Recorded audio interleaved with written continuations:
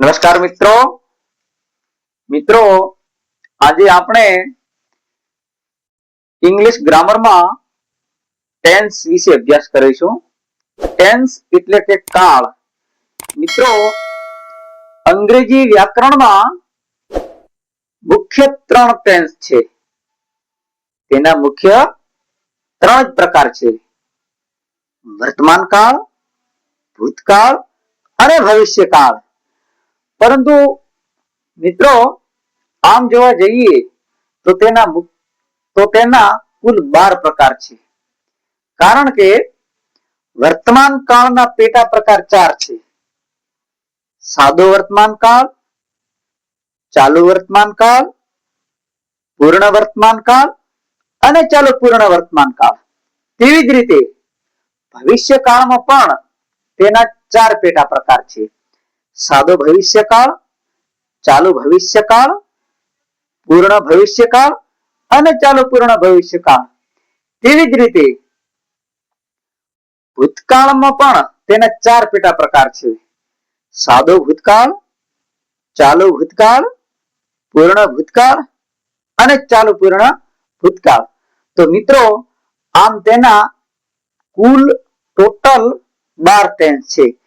તે 12 ટેન્સ ની અંદરથી આપણે આજે સાદા વર્તમાન કાળ વિશે શીખીશું. સાદો વર્તમાન કાળ એટલે કે સિમ્પલ પ્રેઝન્ટ ટેન્સ. તો સૌપ્રથમ આપણે સાદા વર્તમાન કાળમાં તેનો ઉપયોગ ક્યાં થાય છે, એટલે કે સાદો વર્તમાન કાળ ક્યાં વપરાય છે, તેની અંદર કેવા વાક્યો આવે છે, તેની સાદા વર્તમાન કાળની વાક્ય રચના શું છે, તેમાં કર્તા કોણ હોય છે, તેમાં વર્બ શું હોય છે, તેના વિશે વિગતે અભ્યાસ કરીશું. તો મિત્રો જો તમે અમારી YouTube ચેનલમાં નવા હો તો લાઈક કરો, શેર કરો અને સબસ્ક્રાઇબ કરો, જેથી તમને રોજ નવા વિડીયો મળતા રહે.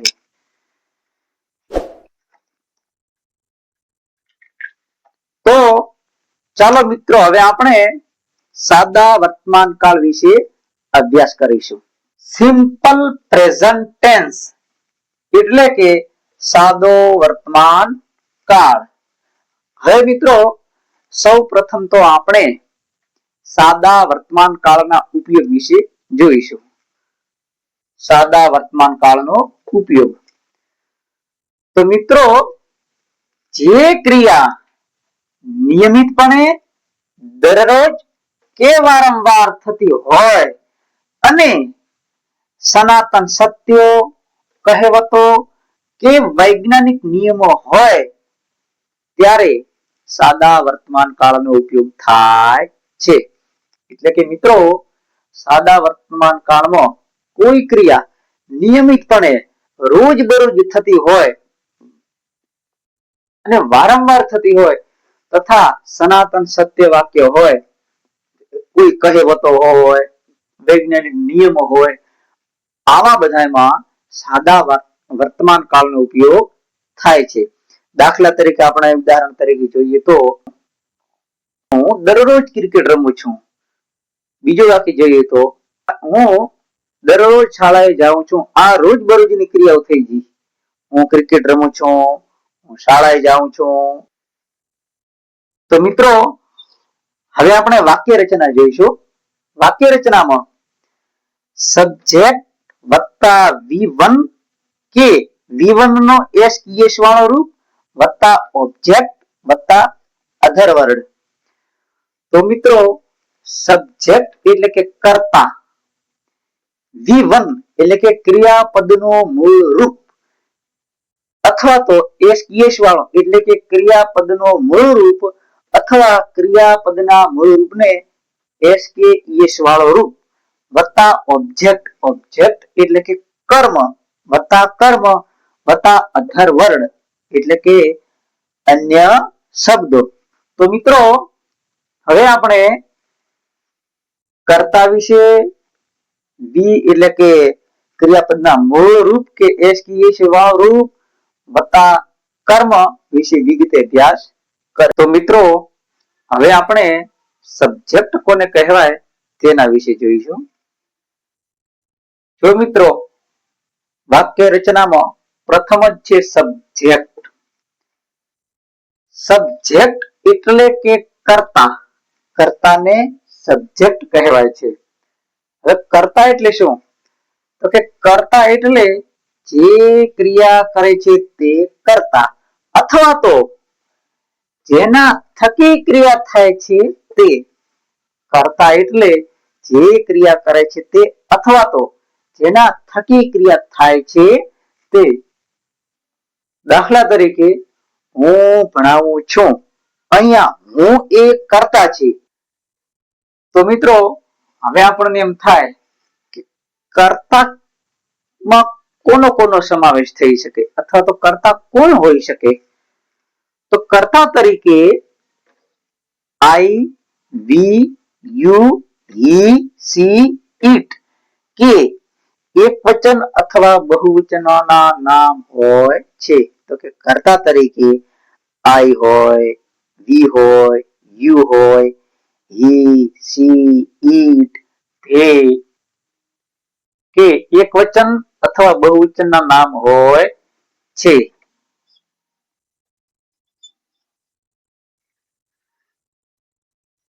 તો મિત્રો કર્તા તરીકેમાં I, we, you, he, she, it, they કે એક વચન અથવા બહુવચનના નામ હોય છે. તો કર્તાનો સબ્જેક્ટ આપણે સમજાઈ ગયું કે કર્તા કોને કહેવાય, કર્તામાં કોનો કોનો સમાવેશ થાય. હવે આપણે V1 અથવા તો V1 નો S કે S વાળો રૂપ વિશે જોઈશું. તો મિત્રો V1 એટલે કે ક્રિયાપદનું મૂળ રૂપ. ક્રિયાપદના મૂળ રૂપનું S કે S વાળો રૂપ. તો V1 તે ક્રિયાપદનું મૂળ રૂપ છે. V1 છે ક્રિયાપદનું મૂળ રૂપ છે. ક્રિયાપદ એટલે જે ક્રિયા થાય છે તે. જે ક્રિયા થાય છે તેને ક્રિયાપદ કહેવાય છે. દાખલા તરીકે હું ભણાવું છું, અહીંયા હું એ કર્તા છે, ભણાવું છું એ ક્રિયા થાય છે. શાની ક્રિયા થાય છે? તો કે ભણાવવાની ક્રિયા થાય છે. બરોબર. હવે V1 માં S અને ES એ મૂળ ક્રિયાપદને લાગતા પ્રત્યય છે. તો હવે આપણને મિત્રો એવું થાય કે કર્તા તો સમજાઈ ગયું, V1 એટલે કે ક્રિયાપદનું મૂળ રૂપ એ પણ સમજાઈ ગયું. હવે S કે ES તો કે મૂળ ક્રિયાપદને S ક્યારે લાગે અને ES ક્યારે લાગે તેના વિશે આપણે હવે જોઈશું. જો કર્તા તરીકે આઈ, વી, યુ, ધે કે બહુવચનનું નામ હોય તો V1 નું એટલે કે ક્રિયાપદનું મૂળ રૂપ જ વપરાય છે. મિત્રો જો કર્તા તરીકે આઈ, વી, યુ, ધે કે બહુવચનના રૂપમાં નામ હોય તો જે મૂળ ક્રિયાપદ છે તે તેમનું તેમ જ આવે છે, એટલે કે V1 નું V1 જ રહે છે. દાખલા તરીકે I play cricket every day. હું દરરોજ ક્રિકેટ રમું છું. જો મિત્રો અહીં આઈ છે કર્તા છે, બરોબર. પ્લે છે તે V1 એટલે કે ક્રિયાપદનું મૂળ રૂપ છે. ક્રિકેટ છે કર્મ છે. એવરી ડે અધર વર્ડ એટલે કે અન્ય શબ્દ છે. તો મિત્રો કર્તા તરીકે આઈ છે, પછી V1 એટલે કે ક્રિયાપદના મૂળ રૂપ તરીકે પ્લે છે. તે મૂળ રૂપ જ છે. S કે S લાગ્યો નથી. કેમ નથી લાગ્યો? તો જો કર્તા તરીકે આઈ છે એટલે કે કર્તા તરીકે અહીં V હોય તો પણ પ્લે નો પ્લે રે, યુ હોય તો પણ પ્લે નો પ્લે રે, ધે હોય તો પણ પ્લે નો પ્લે રે, અથવા કોઈ બહુવચનમાં નામ હોય તો પણ પ્લે એટલે કે V1 નું V1 જ રહે છે. હવે બીજું જોઈએ મિત્રો. જો કર્તા તરીકે ત્રીજો પુરુષ એક વચન, ત્રિપુ એવ એટલે કે ત્રીજો પુરુષ એક વચન તરીકે હી, સી, ઇટ કે એક વચનમાં નામ હોય તો V1 નો એટલે કે મૂળ ક્રિયાપદનો રૂપ ને એસ કે યસ લાગે છે.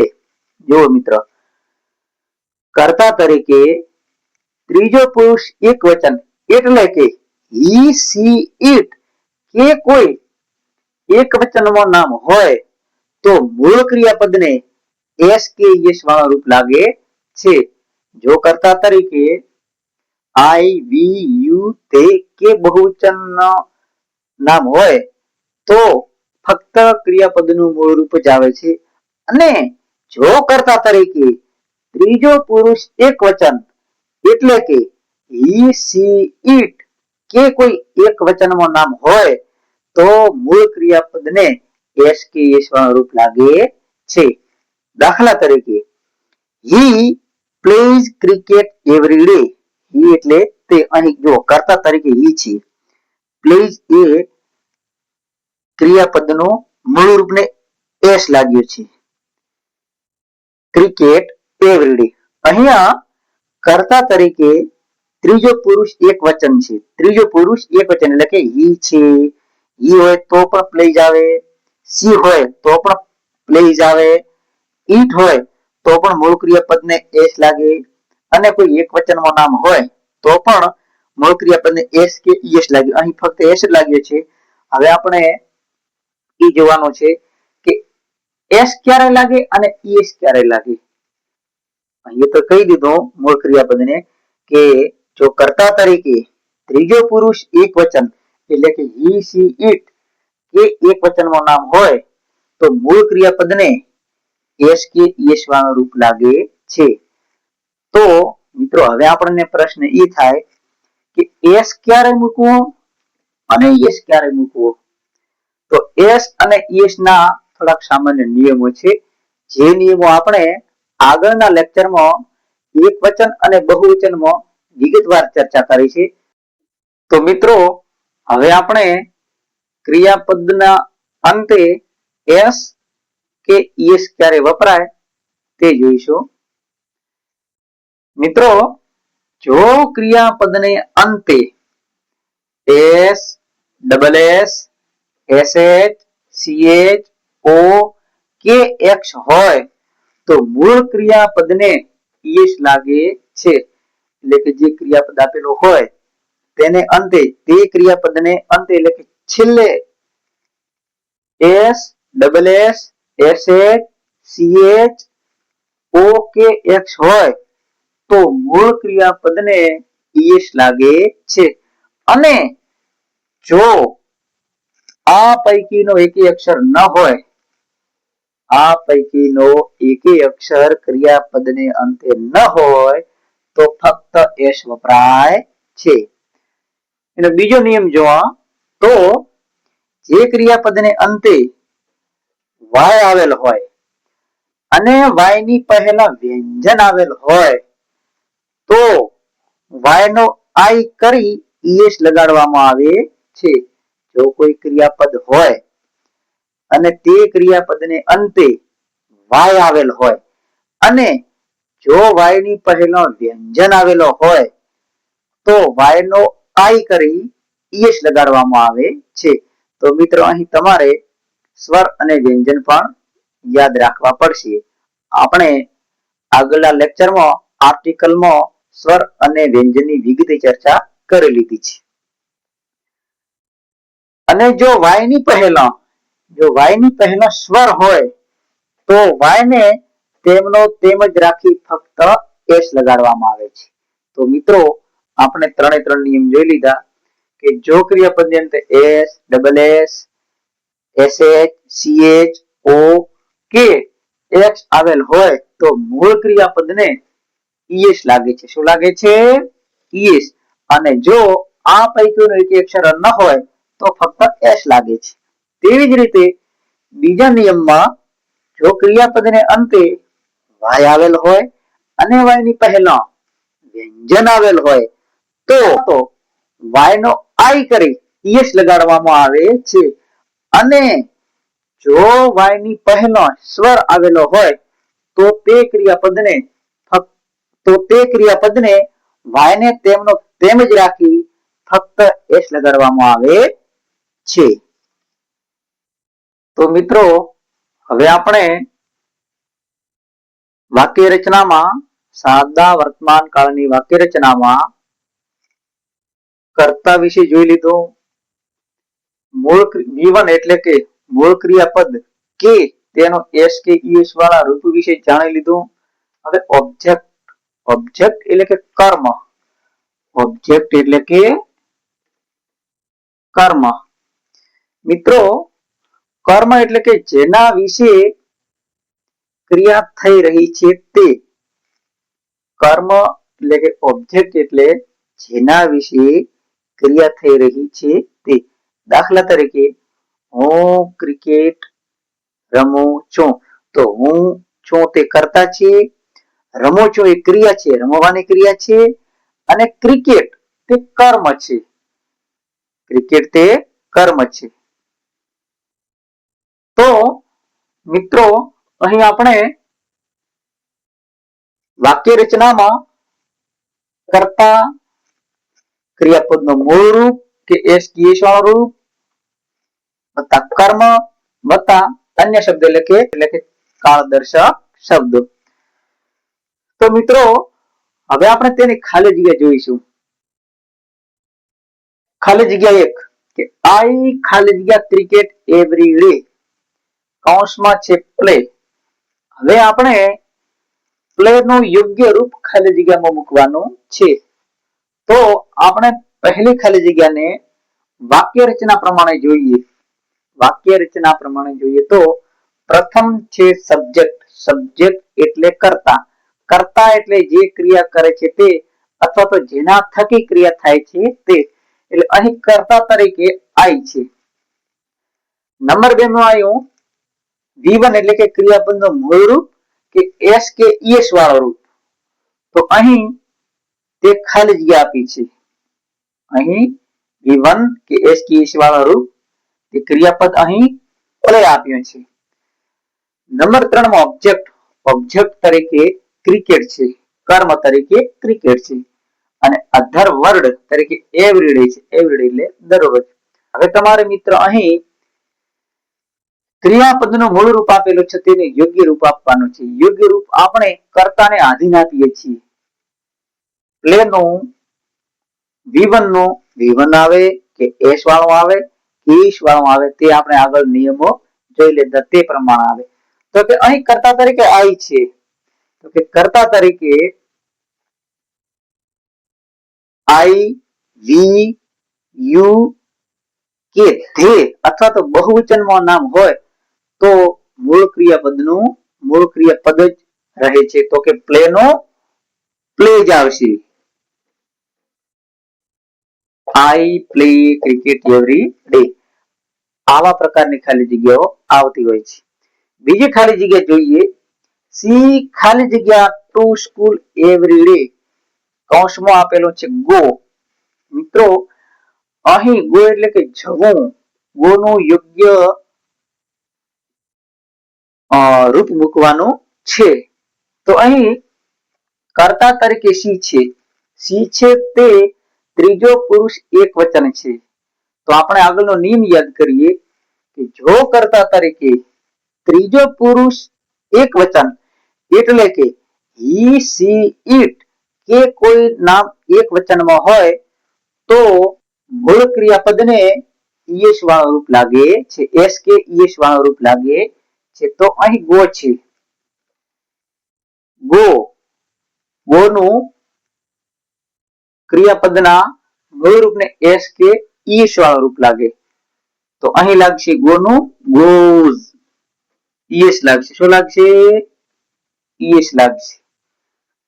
હવે અહીં ગો છે તો આપણને પ્રશ્ન થાય કે એસ લાગે કે ઈએસ લાગે. તો આપણે એસ કે ઈએસ ના પણ નિયમો જોઈ લીધા છે. તો એક નિયમ જોઈએ તો જે ક્રિયાપદને અંતે S double S SH CH O કે એક્સ આવેલ હોય તો મૂળ ક્રિયાપદને ઈએસ લાગે છે. તો એમાંથી અહીં આ ક્રિયાપદ છે. ગો છે તે ક્રિયાપદ છે. ક્રિયાપદની પાછળ ઓ આવેલો છે. તો ઓ આવેલો હોય તો મૂળ ક્રિયાપદને ઈએસ વાળો રૂપ લાગે. તો અહીં ગો તે મૂળ ક્રિયાપદનું રૂપ થાય છે goes. તો કે she goes to school every day. એટલે કે તેણી દરરોજ સ્કૂલે જાય છે. ત્રીજું વાક્ય જોઈએ. he ખાલી જગ્યા beautiful. he ખાલી જગ્યા beautiful અને કૌંસમાં ક્રિયાપદના રૂપ તરીકે sing એટલે કે ગાવું. sing નું યોગ્ય રૂપ આપણે મૂકવાનું છે. તો અહીં પ્રથમ તમારે કર્તા જોવાનું છે. કર્તા તરીકે he છે તે ત્રીજો પુરુષ એકવચન છે. એટલે કે કર્તા તરીકે ત્રીજો પુરુષ એકવચન એટલે કે he, she કે it હોય કે એકવચનમાં નામ હોય તો ક્રિયાપદના રૂપને એસ કે એસ લાગે છે. તો હવે આપણે અહીં જોવાનું રહ્યું કે સિંગ માં એસ આવશે કે ઈએસ આવશે. તો મિત્રો અહીં ફક્ત એસ જ લાગશે. સિંગ નું સિંગ્સ. એસ કે ઈએસ ના આપણે નિયમો જોઈએ તો પહેલો જ નિયમ હતો કે જે ક્રિયાપદને અંતે S, double S, SH, CH, O કે એક્સ આવેલ હોય તો ઈએસ લાગે અને તે પૈકીના કોઈ પણ અક્ષરો ક્રિયાપદને અંતે આવેલા ન હોય તો એસ લાગે. તો અહીં ફક્ત જી આવેલો છે. ઉપરોક્ત કોઈ પણ પ્રકારનો અક્ષર આવેલો નથી એટલે ફક્ત અહીં એસ જ લાગશે. તો કે he sings beautiful એટલે કે તે સુંદર રીતે ગાય છે. ચોથું વાક્ય જોઈએ. રમેશ ખાલી જગ્યા ઇંગ્લિશ ડેલી. ક્રિયાપદ તરીકે ટીચ આપ્યું છે. ટીચ એટલે કે ભણાવો. તો કે રમેશ દરરોજ ભણાવે છે. તો મિત્રો અહીં કર્તા તરીકે રમેશ છે જે એકવચન નામ છે. આપણે આગળ નિયમ જોઈ ગયા તેમ કે જો કર્તા તરીકે ત્રીજો પુરુષ એકવચન એટલે કે he, she, it કે કોઈ એકવચનમાં નામ હોય તો અહીંયા રમેશ છે એકવચનમાં નામ છે. એકવચનમાં નામ હોય તો ક્રિયાપદને એસ કે ઈએસ વાળો રૂપ લાગે. તો હવે આપણે અહીં ટીચ છે તો અહીં એસ કે ઈએસ આવે તે આપણે જોવાનું છે. તો હવે મિત્રો આપણે એસ કે ઈએસ વાળા નિયમો યાદ કરવાના છે. તો કે જે ક્રિયાપદને અંતે S, double S, SH, CH, O કે એક્સ આવે હોય તો તે ક્રિયાપદને ઈએસ લાગે છે અને તે પૈકીના કોઈ ન હોય તો એસ લાગે છે. તો અહીં ક્રિયાપદને અંતે ટીચ ક્રિયાપદમાં સીએચ જે ઉપરોક્ત પૈકીનો સીએચ આવેલો છે. તેથી અહીં ટીચ તો ટીચીસ શું લાગશે? ઈએસ લાગશે. TEACHES એટલે કે Ramesh teaches English daily. Ramesh દરરોજ અંગ્રેજી ભણાવે છે. છેલ્લી વાત ખાલી જગ્યા મિત્રો જોઈ લઈએ કે he ખાલી જગ્યા ફાસ્ટ કૌંસમાં આપેલું છે રન. અહીં આપણે રન નું યોગ્ય રૂપ મૂકવાનું છે. તો કે અહીં he છે તે કર્તા છે. કેવા કર્તા છે? ત્રીજો પુરુષ એકવચન એટલે કે he, she, it પૈકીનું એક છે તો તે છે he. તો કર્તા તરીકે ત્રીજો પુરુષ એકવચન એટલે કે he, she, it કે એકવચન નામ હોય તો મૂળ ક્રિયાપદને કયું રૂપ લાગે? એસ કે ઈએસ. તો અહીં રન છે તો આપણે હવે એસ કે ઈએસ વાળા નિયમો જોવાના. તો અહીં ફક્ત એસ વાળો જ નિયમ લાગુ પડે છે. તો કે રન તો રન્સ. રન્સ બરોબર. તો મિત્રો અહીં સાદા વર્તમાન કાળમાં આપણે ખાસ તો કર્તા ધ્યાનમાં રાખવાના છે. તે કર્તા પ્રમાણે તેનો એટલે કે ક્રિયાપદનો મૂળ રૂપ આવે છે. કર્તાને આધીન હોય છે. કર્તા પ્રમાણે તેનું મૂળ રૂપ મુકાતું હોય છે. પછી તેનું કર્મ અને other word એટલે કે અન્ય શબ્દો. તો મિત્રો અહીં આપણે સાદા વર્તમાન કાળના વાક્યો, તેનો ઉપયોગ, તેના નિયમો, કર્તા કોને કહેવાય છે તે, ક્રિયાપદનું મૂળ રૂપ કે એસ કે ઈએસ ક્યારે લાગે છે તે, કર્મ અને અન્ય શબ્દો વિશે અભ્યાસ કરી લીધો છે. તો મિત્રો જો તમને મારો વિડીયો ગમ્યો હોય તો લાઈક કરો, શેર કરો અને સબસ્ક્રાઇબ કરો અને કોમેન્ટ બોક્સમાં જણાવો જેથી તમને દરરોજ આવા વિડીયો મળતા રહે. આભાર.